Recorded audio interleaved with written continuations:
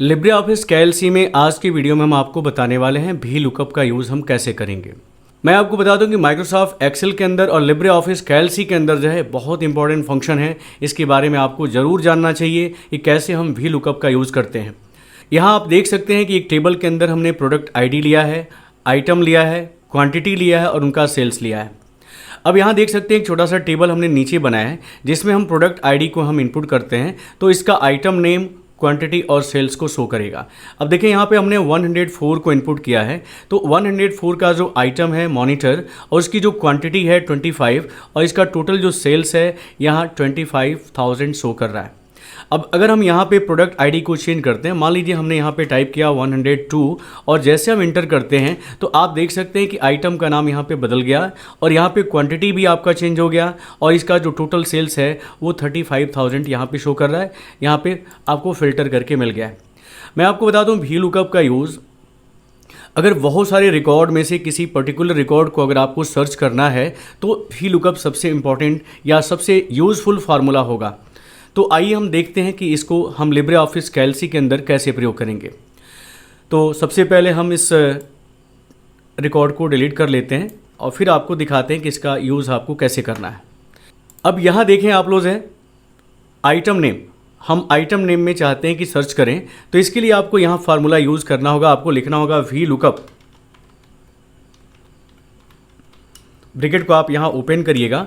Open करने के बाद यहाँ देखें जो है सर्च क्रिएशन दिखा रहा है, यानी आपको क्या सर्च करना है। तो हमने कहा कि हम वी लुकअप के रूप में जो हम प्रोडक्ट आईडी को इनपुट करते हैं तो आप इस सेल का एड्रेस जो है आप इस पर क्लिक करिएगा या टाइप कर दीजिएगा E13 जिसमें आप प्रोडक्ट आईडी को इनपुट करेंगे।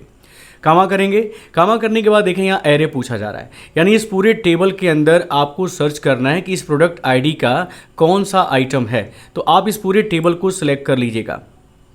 टेबल को सिलेक्ट करने के बाद दोबारा आपको कामा करना होगा। कामा करने के बाद देखें आपसे पूछा जा रहा है कि इंडेक्स क्या है।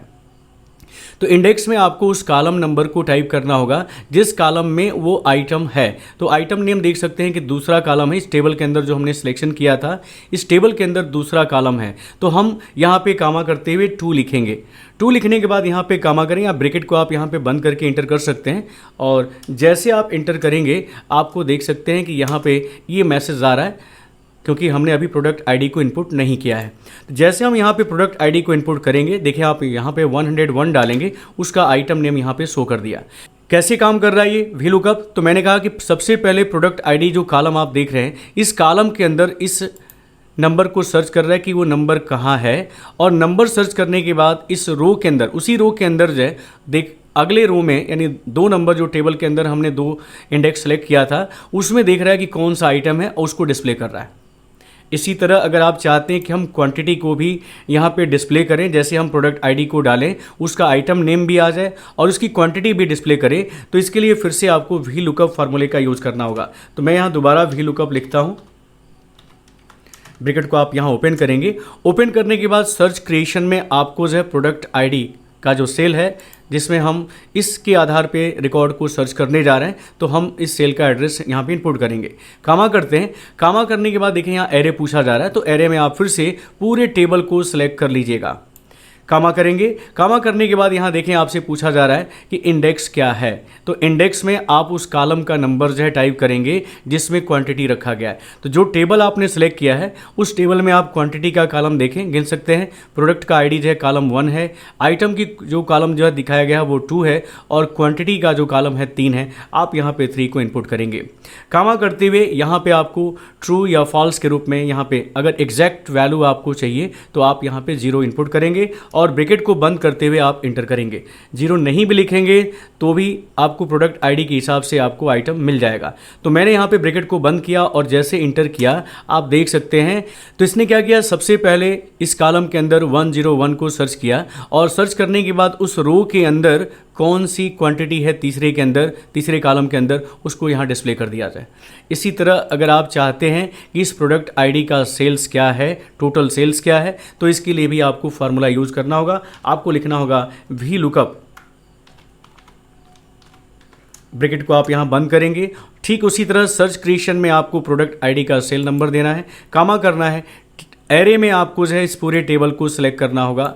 इसके बाद इंडेक्स में आपसे पूछा जा रहा है, तो इंडेक्स में आप देखें सेल्स किस कॉलम के अंदर है जो आपने टेबल बनाया है। तो आप यहाँ देख सकते हैं कि ये 4 नंबर कॉलम है, 4 लिखेंगे कामा करते हुए। एग्जैक्ट आउटपुट के लिए आप यहाँ पे 0 इनपुट करेंगे और ब्रैकेट को बंद करेंगे। जैसे इंटर मारेंगे आप देख सकते हैं कि टोटल सेल्स जो है प्रोडक्ट ID 101 का 12,000 है, यहाँ दिखा रहा है। अब देखिए हम प्रोडक्ट ID को अगर चेंज करते हैं 105 लिखते हैं तो यहाँ पे आपका आइटम नेम, क्वांटिटी और सेल्स यहाँ पे चेंज हो गया है।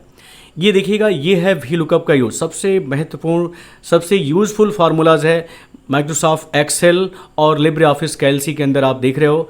तो जैसे हम प्रोडक्ट ID को इनपुट कर रहे हैं उससे संबंधित उसका आइटम नेम, उसकी क्वांटिटी और सेल्स को शो कर रहा है।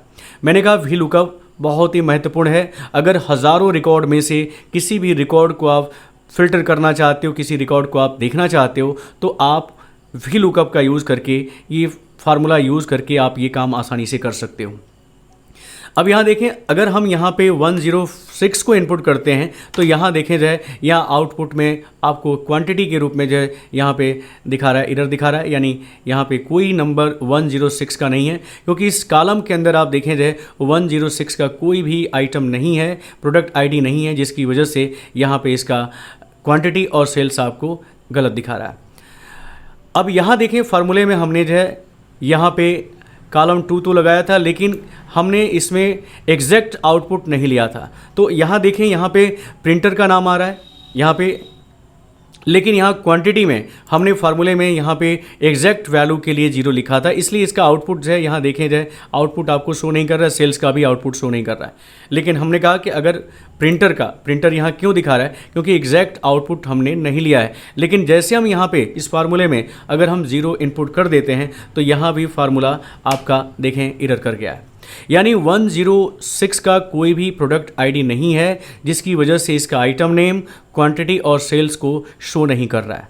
हम अगर इस प्रोडक्ट ID को चेंज करते हैं और उसी प्रोडक्ट ID को इनपुट करते हैं जो कॉलम में हमने लिया हुआ है, तो उस कॉलम के तहत आप देखेंगे कि सबसे पहले क्या करेगा, इस कॉलम के तहत इस प्रोडक्ट ID को सर्च करेगा। सर्च करने के बाद क्या करेगा, उसका आइटम नेम, यानी उस कॉलम के अंदर उसका आइटम नेम क्या है, उसकी क्वांटिटी क्या है और उसका सेल्स क्या है, आपको उस रो में दिख जाएगा।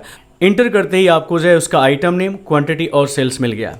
तो मैंने आपको बताया कि एग्जैक्ट अगर आउटपुट आपको चाहिए तो आपको यहाँ पे 0 लगाना पड़ेगा। जैसे आपने देखा कि हमने 0 नहीं लिया था, यहाँ आप 0 वैल्यू इनपुट करेंगे। एकदम आप चाहते हो कि जो हमने प्रोडक्ट ID लिया है उसी को डिस्प्ले करे, तो आप यहाँ पे 0 लगाएंगे। अन्यथा आपने देखा जाए कि प्रोडक्ट ID चेंज होने के बाद भी यहाँ पे प्रिंटर का नाम आ रहा था, जबकि 106 में वो आइटम नहीं था, फिर भी क्या कर रहा था, आइटम नेम को शो कर रहा था।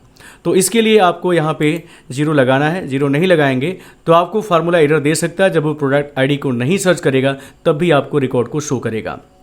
तो ये होता है लिब्रे ऑफिस कैल्सी के अंदर वी लुकअप का यूज़। उम्मीद है कि आज की जानकारी आपको पसंद आई होगी। जानकारी पसंद आया हो तो प्लीज़ वीडियो को लाइक करें। चैनल को आपने अभी तक सब्सक्राइब नहीं किया है तो प्लीज़ सब्सक्राइब भी कर लें। तो आज की वीडियो में बस इतना ही। नमस्कार, जय हिंद।